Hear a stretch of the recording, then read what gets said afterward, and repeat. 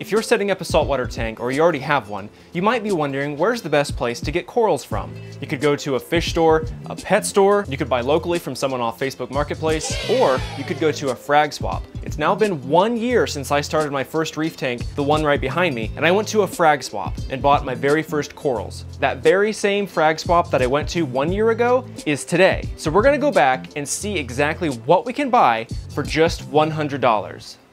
Before we go though, I wanted to tell you guys, unfortunately the coral banded shrimp I've had in this tank for the last probably close to 8 or 9 years finally passed away a few weeks ago, and I just wanted to let you guys know. He was a really cool guy. We'll definitely have to make an invert stocking video soon to get some more inverts for this tank because it's just not the same without my giant coral banded shrimp in here menacing everyone. So if you guys want to, a nice RIP in the comments for the coral banded shrimp, it'd be appreciated.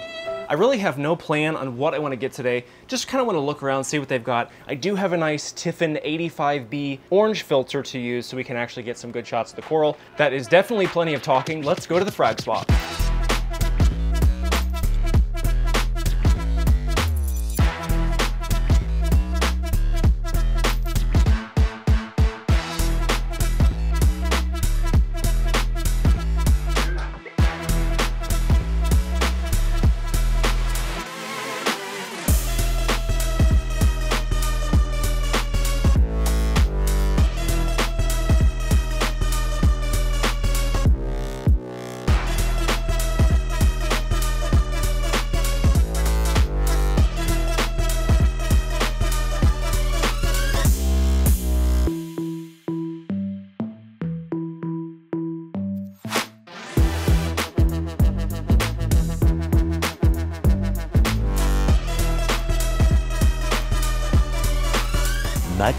Much later. We are back from the frag swap, and I'm reminded every single time I go to a frag swap just how much further your money goes compared to a fish store or some retail location where they've got to charge higher prices in order to keep the doors open, the lights on, stuff like that. Going to a frag swap, you get to meet the people who are growing the corals or importing them. They know exactly what they're doing. You can ask them tons of questions and hang out with other people who are into reef keeping. It's just a great time. So anyway, we are back and have our $100 picks. They are currently in the tank right behind my finger, and we'll get to those in a second. But first, I want to do a little update as well as a little side mission I went on yesterday and show you guys what else we got for the reef tank.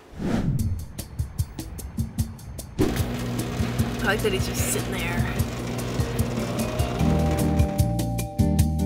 Ooh. We got some emerald crabs. They're, well, I don't know if that's cheap or not.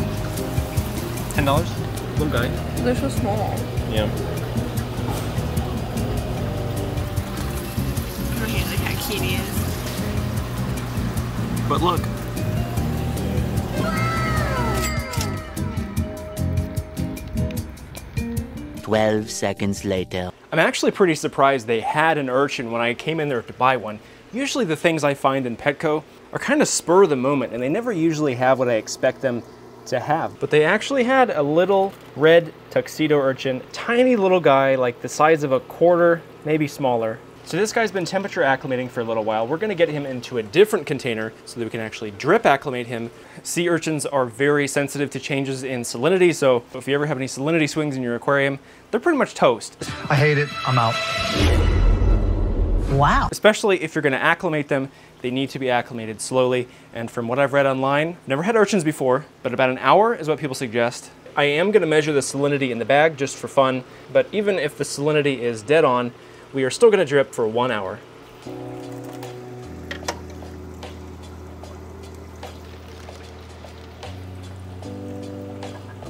This is the first time I've used one of these little fish containers to acclimate anything. And now that I think about it, that's pretty risky just pouring the water straight from Petco right in here. If I had gotten any out, that would have been very unfortunate. And I should mention the reason that I'm not quarantining the urchin. If you guys didn't know, you don't have to quarantine urchins for parasites like ick, things that are gonna encrust on the surface of other invertebrates like snails and crabs. Starfish and urchins are actually not susceptible to the encrusting phase of parasites like ick. So besides acclimating this guy, the only thing we're gonna do is once he's ready to go in, we're just gonna give him a good rinse off. And we're gonna rinse him with tank water, the water that he's already acclimated to, and that's gonna wash off any potential free-floating stages of any parasites that might be in the water that came from the store. And again, that only applies to starfish and urchins. Obviously, you have the other invertebrates that can have the encrusted phase of the parasites on them, but urchins and starfish, they get the pass. I read all the time about how people say you've got to have an urchin, you've got to have multiple urchins. They won't keep aquariums anymore or reef tanks anymore without urchins because they're so helpful and so beneficial to the ecosystem. You just have to have an urchin. And well, I have never kept an urchin. So today's very exciting. We are battling some hair algae, some cyano right now, and maybe a couple other different kinds of algae, but not that big of a deal. Not for the tangs at least. But for some reason, nothing is touching this long hair algae that has decided to pop up more aggressively in the last few weeks. The only thing other than the conch, we have a conch in here who does eat that. Although for only one conch, I don't think he can actually take care of the whole tank. We could get another conch. We do have some different various types of snails in here, which they're doing the best they can, I guess.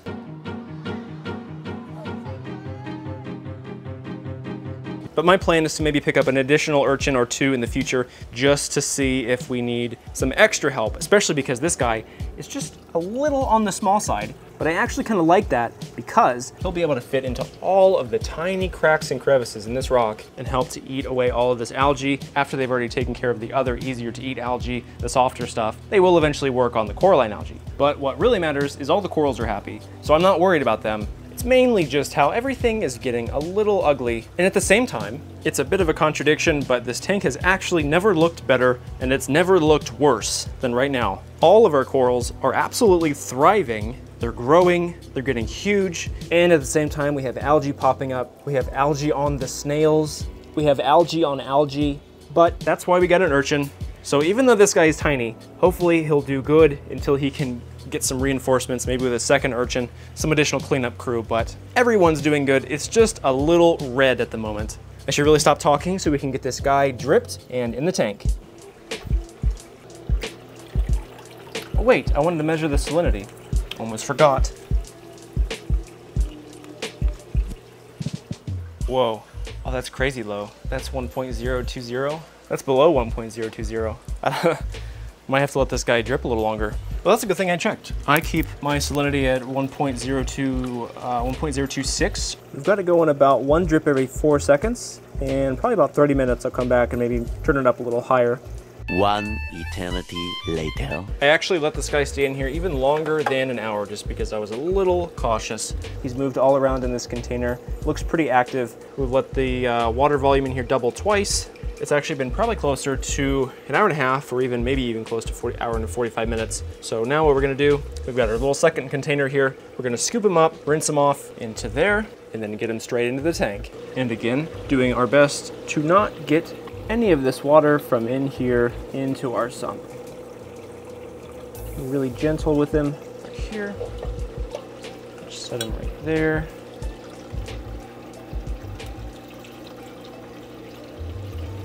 A nice rinse. Looks good. There he goes. Right there on the cyanobacteria, and you can see him. He's got his little feelers out. Really active little guy. I can't wait to see if this guy clears a little patch of the substrate or the rock work tonight. It's gonna be so cool to come out here in the morning and see if he's done anything.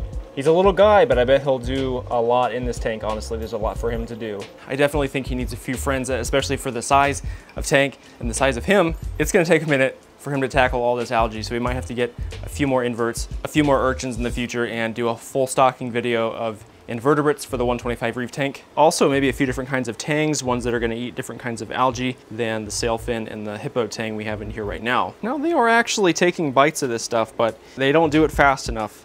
And somebody knocked a piece of this Anacropora off a few days ago. So that wasn't fun. I just happened to notice a little sparkle of green back there. Picked this guy up, put him back on a frag plug. So he's been hanging out right here, probably until today when we mount the rest of our corals that we got. I'll find a spot for him as well. Clove polyps, after being absolutely mutilated by the peppermint shrimp, have completely bounced back, looking so much better. Also, speaking of peppermint shrimp, the same peppermint shrimp that mutilated these clove polyps, potentially we're doing some funny business, thank you, sailfin, with the frog spawn. I'm not sure. He might have just not liked it where I had him back here behind this hammer. But he has not really been looking very happy the last week or two, 2 weeks, 3 weeks. So I've moved him up here next to this torch. But over the last few days, I did actually feed him. He's been looking better. He's actually out just a little bit right now. So I think he either was not getting enough light or enough flow down there. So we'll find a new spot for him, but he's up there just in case. So just to play it safe until inevitably we're gonna get these peppermint shrimp out of here, because I do want to have certain corals that I don't want them to mess with, and just because they've messed with some, I'm gonna expect them to mess with others in the future, and I'd prefer they not even be in here, honestly. We'll have to move them to like a nano tank, or they'll probably get sumped until that happens, until we get another tank set up. But while they're still in here, this doesn't really disrupt the plan that I initially had for the clove polyps. I want to put the clove polyps up here along the top of the tank. When you're sitting down, you'll see all of these nice little stars, these green and orange stars up there. And that actually is a nice lead-in to the first coral that we got with our $100 at the Frag Swap. Coral number 1 is going to be clove polyps. This is a different variety than the one we already had. The one we currently have is a pink and green with orange stripes. I think this is the fireworks clove polyp. And this one is more of a purpley blue with a green center. Subtle differences, but differences nonetheless. We'll get the flow turned off so you can see this better. But that's gonna be our first coral. One is gonna go up here, and the other kind is gonna go right on the other side. I believe that guy was $25, so that's a quarter of our budget. Again, there were plenty of tables that were selling corals for $10, $20. I think I even saw some $5. Plus, if you were to get multiple corals, they're gonna give you deals. So all in all, I got 6 items for my $100. Now, you can't buy 6 items with $100 at almost anywhere else. Fish stores, Facebook Marketplace, online, you're gonna pay for shipping.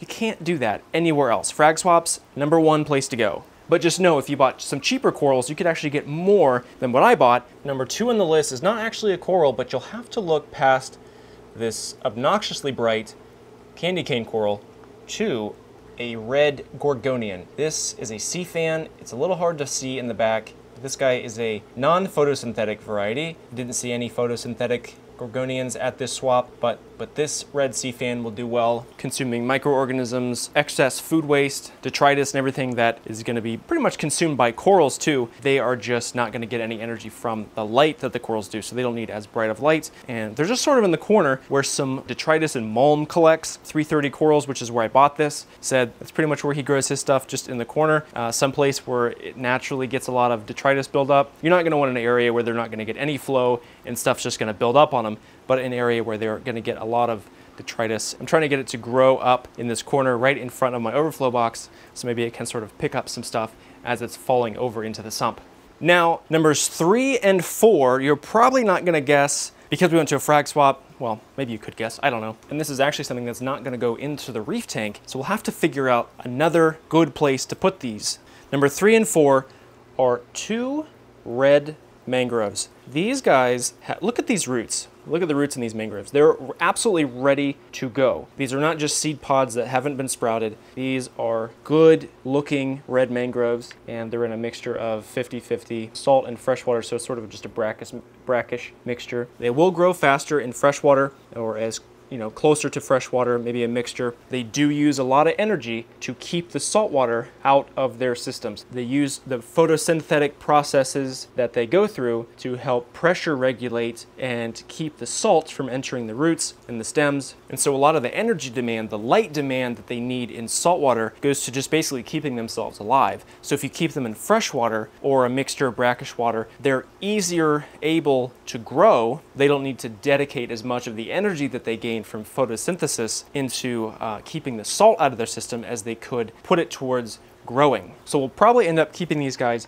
in a sort of freshwater or brackish tank. We might set them up in a tank with some brackish fish. We might set them up in a completely freshwater system just to get some size on them, because I want them to be a little bigger, get some prop roots going, and then once they're bigger, we can acclimate them back to saltwater. But mangroves take a long time to grow. So maybe about a 3-foot mangrove is going to take maybe 2 to 3 years to grow. So I'm trying to get these guys a little bigger, a little quicker, so the tank we put them in can kind of look better and they don't have to look like little seed pods for very long. So these guys are definitely going to get their own tank, their own pond or something in the future. But red mangroves are number 3 and 4.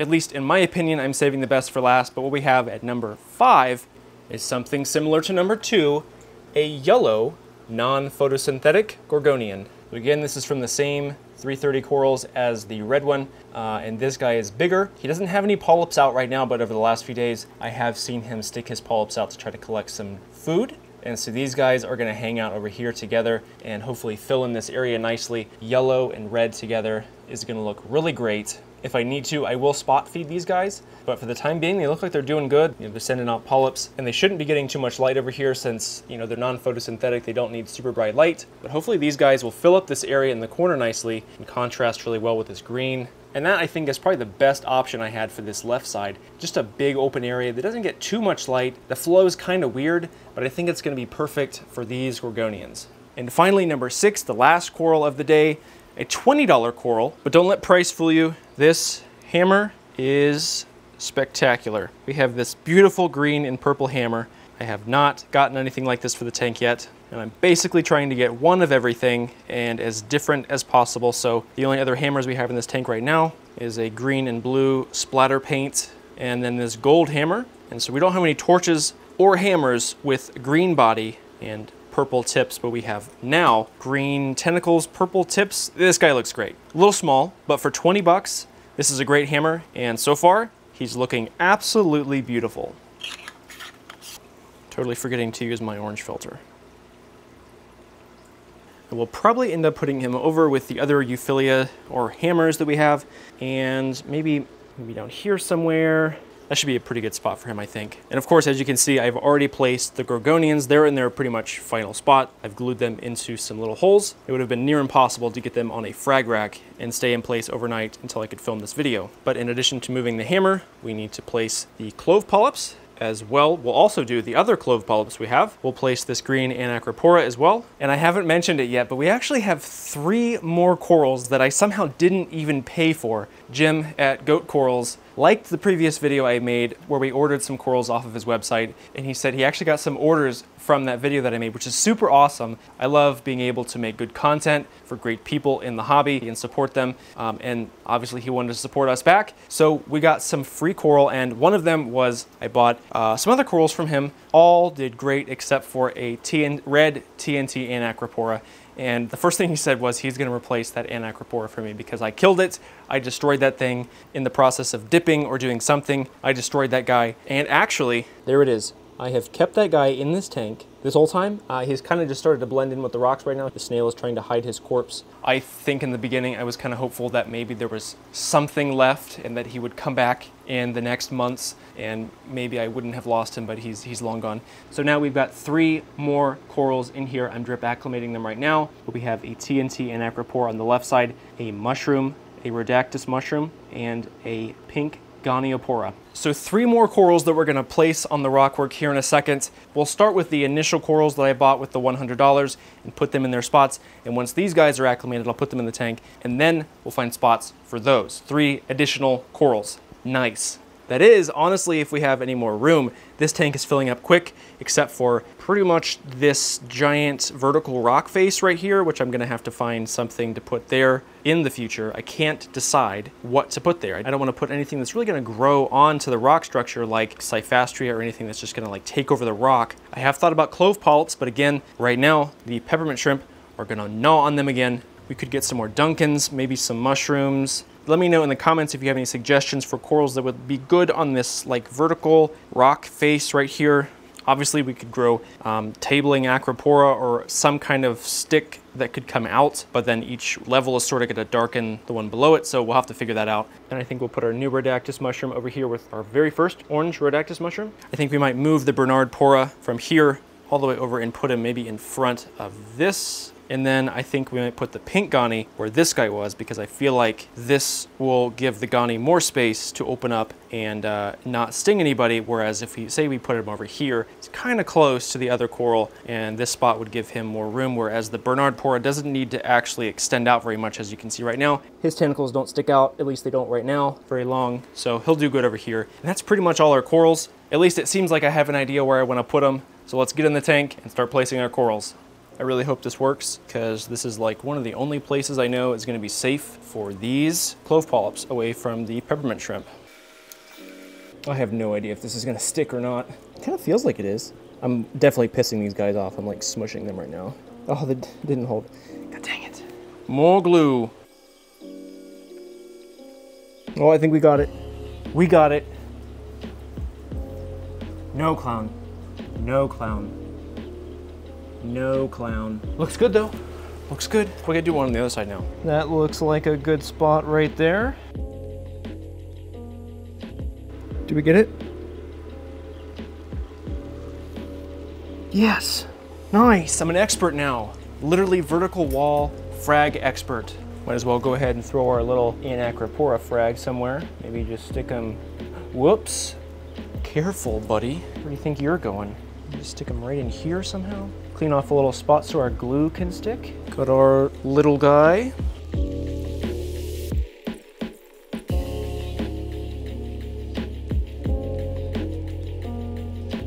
Now we're going to move the Bernard Pora.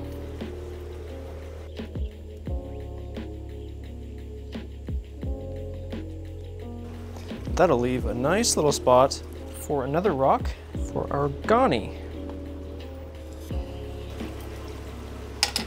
What the fuck? Why can I not crack this? What the heck? Why will this freaking plug not break? I don't understand why this is not breaking, brother.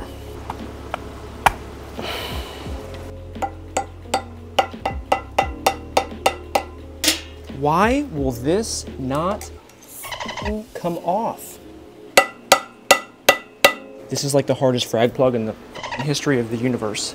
That's so irritating. Why? Why? The next day. Not to worry, no Ghanis were harmed in the filming of that last clip. It has been a few days later, and these guys are doing just fine. A single guy turned into multiple guys, and it was all because I couldn't cut this frag plug. I remounted the Ghani on my own frag plug once I got him home, just because I was easily able to get it off the frag plug. But then after observing them overnight, I was like, well, I don't need a frag plug anymore because I'm gonna put them straight on this rock. So what do I have to cut the frag plugs? Every frag plug I've cut off, I've used these pinchers. This is basically the same mechanism that most frag cutters are using. It's just two sharp sides that come together, except I just absolutely could not cut the stem on these frag plugs. They're like super hard ceramic. Now all of the other ones I've been able to cut no problem. They're like, it's like a soft ceramic or almost like a pottery kind of clay tile. These are like actual dense ceramic. So in order to finish this video right, I picked up some actual cutters.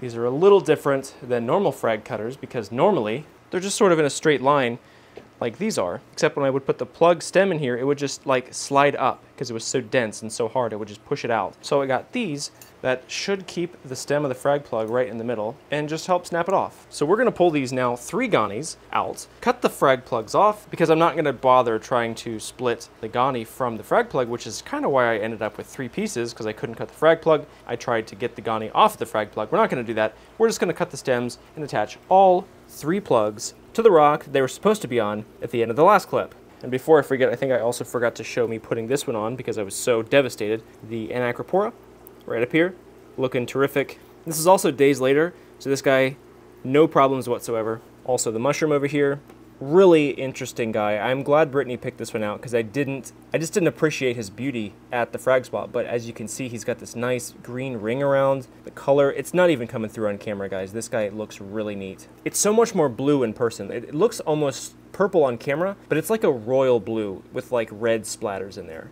Nice looking mushroom. But anyway, let's get this Ghani into the proper place. I just can't believe it was so hard to cut that frag plug. I don't know why they need to make frag plugs so dense to where they're like literally impossible to cut off. Although if I can't get it with these cutters, I'm gonna take that frag plug off one way or another and take it out back and absolutely f***ing rip it with a sledgehammer. All right, let's see how this works.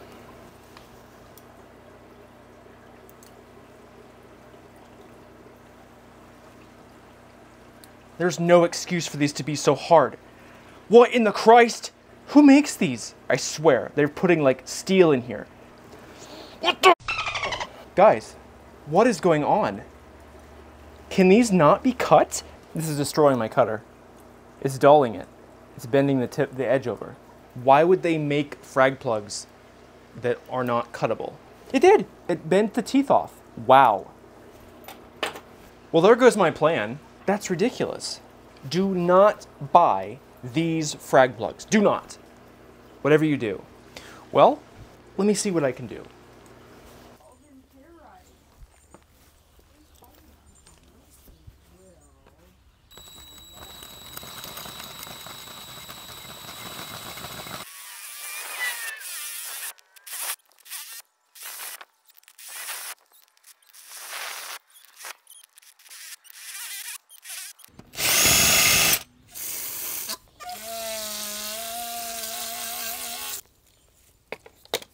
unacceptable. I cannot believe we had to cut holes into this rock so we could put these frag plugs in here.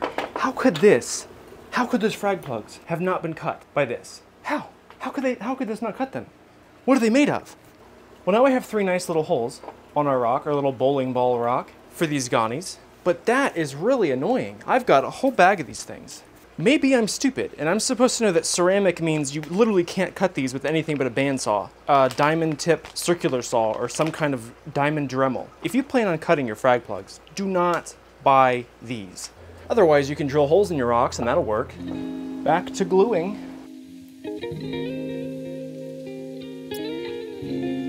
Our Gani rock is finally complete.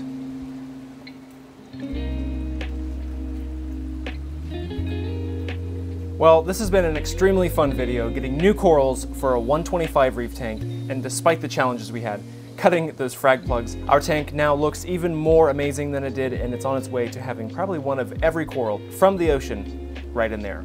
If you like this video, give it a thumbs up, it really helps the channel, and if you're not subscribed, consider subscribing so you don't miss future videos on this reef tank, as well as the other freshwater and saltwater tanks we're about to have in the fish room. Can't wait to see you guys in the next video. I'll catch you guys later.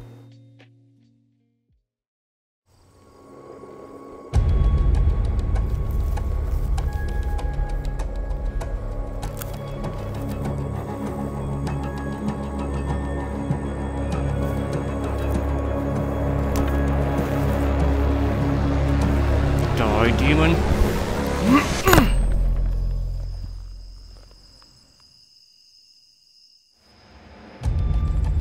This is not... What in the hell? What in the name of Jesus Christ is this? It cannot die. I cannot kill this thing. What is going on? Once more. Haha. Finally, it has died. Do not rest in peace.